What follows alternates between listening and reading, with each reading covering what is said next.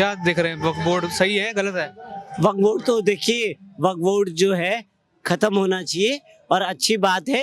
अभी अमेंडमेंट पे है, अमेंडमेंट हो रहा है। नहीं तो क्या है, वक्फ बोर्ड तो क्या है, आपकी जमीन पे अगर उन्होंने हाथ रख दिया तो उनकी जमीन हो जाती थी और आप कहीं जा नहीं सकते। देखिए, आप कहीं नहीं जा सकते थे उनके खिलाफ, उनके ट्रिब्यूनल कोर्ट में ही जाते। और वो उनका ट्रिब्यूनल कोर्ट में कौन बैठे हुए? उनके ही नुमाइंदे बैठे हुए हैं। जब उनके ही नुमाइंदे बैठे होंगे तो फैसला किसके फेवर में आएगा? उन्हीं के फेवर में आएगा। अब क्या है, उसमें महिलाओं की भी हिस्सेदारी होगी और दूसरे लोगों की भी हिस्सेदारी होगी। दूसरे लोगों में क्या है, मान लीजिए हिंदू के साथ किसी हिंदू की जमीन पे या मंदिर पे या किसी संस्था पे कब्जा कर ले और उन्हीं के लोग कब्जा करके बैठे हुए, तो आपको कैसे न्याय मिलेगा? आपको तो न्याय मिलने का नहीं। आपने मंदिर की बात करी, अच्छा आपने मंदिर की बात करी, वो कहते हैं कि अगर हमारे यहाँ वक्फ बोर्ड में अगर आप कोई बंदा रख रहे हो हिंदू, तो मंदिरों में भी रखो, मुस्लिम रखो कमेटियों में। देखिए, अब उस लायक तो हो, आप तो दलाली कर रहे थे ना, जमीनों को हड़प रहे थे और जमीनों का, हाँ, जमीनों को हड़प रहे थे आप, और जमीनों को हड़प करके क्या कर रहे थे? उसकी दलाली हुई ना भाई। गरीब आदमी के किसी ने दान दिया, अब मंदिर में कौन क्या करता है? दान देते हैं ना। तो वो दानकर्ता का नाम होता है, दानकर्ता की उस पूरी ऑडिटिंग होती है उसकी। यहाँ तो कोई ऑडिटिंग नहीं थी, कुछ नहीं थी। 77% दिल्ली की 77% जमीन पे वे कहते हैं कि वक्फ बोर्ड की है। प्रयागराज को कहने लगे वक्फ बोर्ड का, पार्लियामेंट को कहने लगे ये वक्फ बोर्ड की है, अंबानी की जमीन को कहते हैं वक्फ बोर्ड की है। तो कुल मिलाकर के तो ये हथियाने का काम हो रहा था। जिस चीज पे खड़े वो तो वक्फ बोर्ड का नहीं है। बिल्कुल ऐसे लगता है कि कहीं वो कल को ये कब्जा ना अपना घर भी, वो तो वो कह दे सीपी जो है, कनॉट प्लेस जो है, वो वक्फ बोर्ड का था। अब क्या कर लोगे आप? जिसमें हमारे नुमाइंदे बैठ के सांसद बने बैठे हैं, वो पार्लियामेंट को बोल देंगे ये वक्फ बोर्ड की जमीन है। अब क्या करोगे? खाली कर लोगे?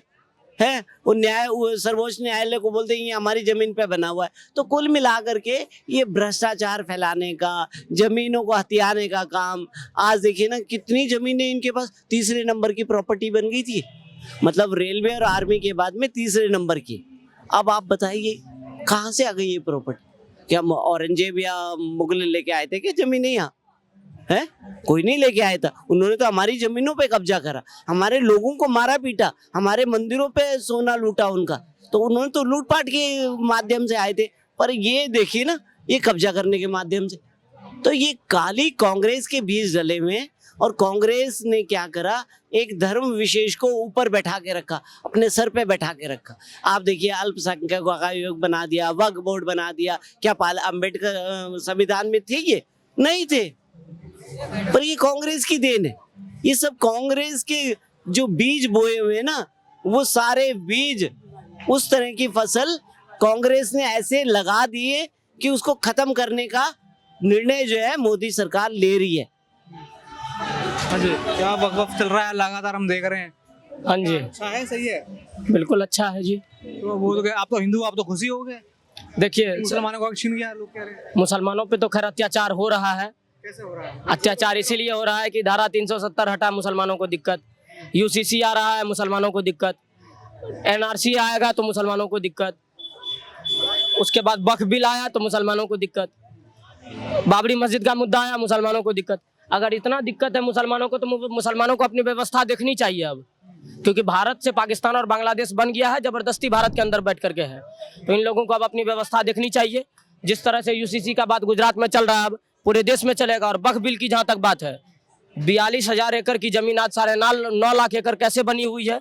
तमाम तरह के गरीब, दलित, शोषित, वंचित लोगों का जमीन भू माफिया बन करके बढ़ा हुआ है। और सारे कठमुल्लों का औलाद बाहर विदेश में पढ़ रहा है और सारे प्रॉपर्टी पे कब्जा करके बैठा हुआ है। तो एक एक प्रॉपर्टी का हिसाब लेगी भारत सरकार।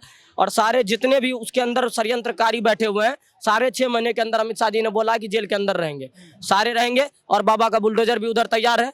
तो वक्फ बोर्ड, और सबसे बड़ी बात यह कि जो भारत में हिंदुओं से मिलकर के रहना चाह रहा है, उनके लिए तो वक्फ बोर्ड अच्छा बिल है।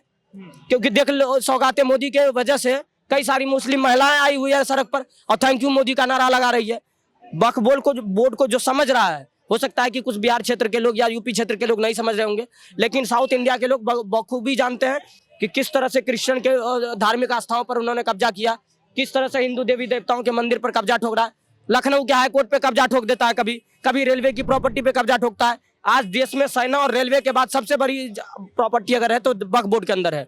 वक्फ बोर्ड भूमाफिया था और इस माफिया का जो अंत है वो अमित शाह जी के नेतृत्व में होनी चाहिए। सबसे बड़ी बात और सबसे जो मेन बात है, आज विपक्ष के नेताओं को समझनी चाहिए कि जो कहता था कि इंडिया अलायंस एक बहुत अच्छी अलायंस है और भाईचारा की बात करती है, बीजेपी से बड़ा भाईचारा वाला कोई पार्टी नहीं है। इसीलिए नहीं है, आज चंद्रबाबू नायडू कहीं नहीं गया, नीतीश कुमार कहीं नहीं गया, जयंत चौधरी कहीं नहीं गया, चिराग पासवान कहीं नहीं गया। तो ये होता है पार्टी का लीडर और लीड करने वाला, है ना। तो अमित शाह जी अकेले संसद भवन में जिस तरह से लीड किया और पार्टी को लेकर के आगे बढ़ा, आज देख लीजिए चारों तरफ खुशी की लहर है। और जो गरीब अशिक्षित वंचित है, आप खुद देखिए ना, मुसलमानों की आबादी लगभग 28-30 करोड़ है देश में और 33% अशिक्षा दर है उनका।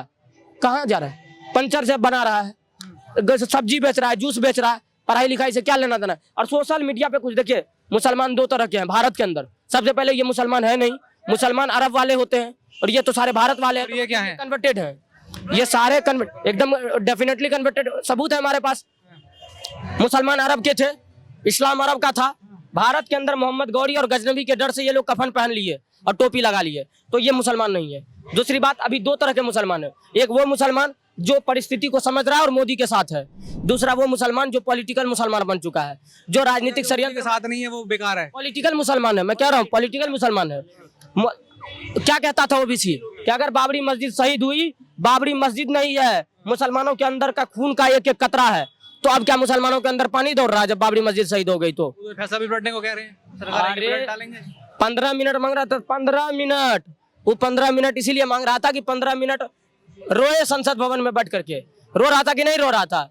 आज तो देश के मुसलमानों को, जो मुसलमान आज राहुल गांधी को मसीहा समझता है, आज देश के उस गरीब वंचित शोषित महिलाओं को भी कहना चाहते हैं कि आप बीजेपी के साथ आइए।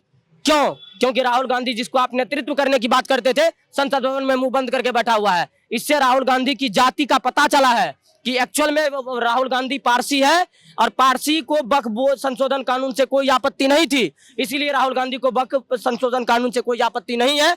राहुल गांधी मुस्लिम विरोधी है, था और रहेगा। इसीलिए देश के मुसलमानों को, जो गरीब वंचित शोषित है, उनको मोदी जी के साथ आनी चाहिए और नीतीश कुमार के प्रचंड बहुमत की सरकार बिहार में बनेगी।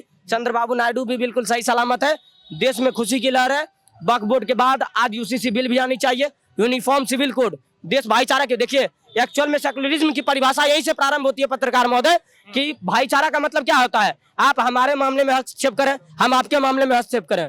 हम तो कहते हैं कि हम तो मंदिरों का एक एक टैक्स भरते हैं। आप सोचिए कि हमारा 40 एकड़ में राम मंदिर है, उसका हम 1 साल के अंदर 4 करोड़ रुपए टैक्स भर दिए गवर्नमेंट को, और आपके पास 9.5 लाख एकड़ जमीन है और आपकी कमाई पूरे साल में 1.5 करोड़ हुई है। तो इसका अंदर आपके अंदर माफिया बैठा हुआ है। इन सारे चीजों का संशोधन जल्द से जल्द होगा, टेंशन मत लीजिए। देश में सबका साथ, सबका विकास, सबके प्रयास और सबके विश्वास से आदरणीय प्रधानमंत्री मोदी जी का रूल चल रहा है और एक अकेला सब पर भारी। आज तो पत्रकार महोदय, आपको ये भी पता होनी चाहिए कि जिस थाईलैंड को आप एक टूरिस्ट के लिए जान रहे थे, जिस थाईलैंड में जाकर के राहुल गांधी डिस्को में डांस कर रहा था, उसी थाईलैंड में मोदी जी जाकर के रामायण चलवा रहा है।